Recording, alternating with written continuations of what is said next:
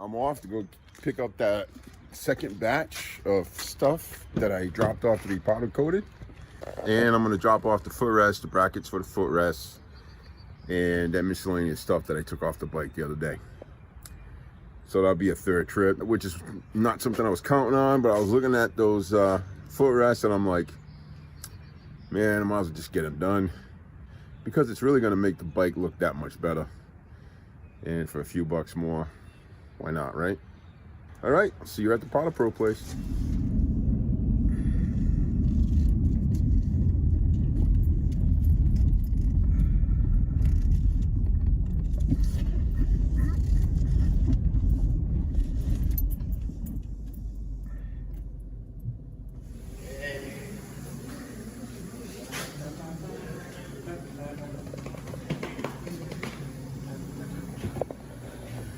So I got the car loaded up, looks fantastic.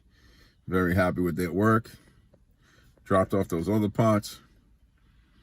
We're done, let's go home. Well, that was a quick 40-minute ride. Now it's time to put some stuff together. So in this video, we're gonna put that rear fender together and get it back on the bike.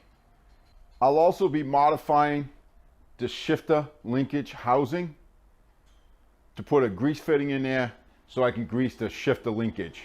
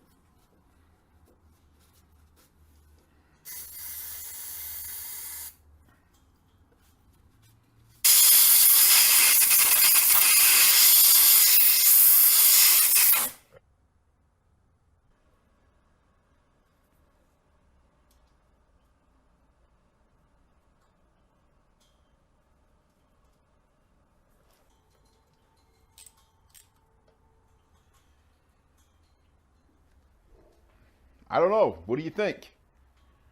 I think it looks pretty damn awesome with that color green and blacked out like that. The fender is in place. All the bolts are loose on it right now. What's going to have to happen next is I'm going to put the supports in for the bags, get everything lined up, and then I can go ahead and tighten and torque everything down. Still waiting on the lights to come in. I ordered a new LED brake light, and I ordered some LED tail lights. I was able to pick up those parts today from Powder Pro. Again, very happy with their work. I was talking to the gentleman when I picked up the parts from Powder Pro, and I was asking him, what does it entail to complete this process? And he was telling me they sandblast everything, they dip everything in some chemical to remove any oils or anything that's left on the parts. They check it, make sure it's good to go, then they prime them. Once the primer takes hold and it's good, then they powder coat them, and then back in the oven it goes. Pretty lengthy process according to what he was telling me. I dropped off the footrests, the brackets for the footrests, and the brake pedal and the shift linkage. So that's all going to be powder coated black. Probably 3 to 4 weeks turnaround on those. Not really sure. I went ahead and I sanded the lower fairing console and the outer fairing. Was not happy with the way it turned out, so I decided to give it another coat of clear coat. I did what's called a float coat, which is pretty heavy, and I think it looks fantastic. Let's go check it out. So that's the lower console, lower fairing console, switch console, whatever you want to call it. And now look, it's to my satisfaction now. Nice, smooth. All I'm gonna have to do is probably just buff it out, not even have to sand it. Now this is the outer fairing. So much nicer. Totally smooth. Again, all I probably have to do to it is just give it a light sanding with like 2000 grit and then buff it right out. So I still have to do the front fender. I started sanding that off camera. I'm not there yet, but I'm coming to the conclusion that I might have to redo the front fender. The inner fairing, I started sanding that. I should be able to get away with hand sanding it and then giving it a float coat or a heavy coat of clear. That should be fine. I don't want to put something on the bike that ain't right. If I have to, I'll redo the whole fender. I don't want to put a fender or any part on the bike that is not 100%, in my opinion. So if it's not up to my standards, I don't want it on the bike. I'll redo the whole damn thing if I have to. And so far, I haven't had to do that. The two side covers are done, and the outer fairing and the console is all set.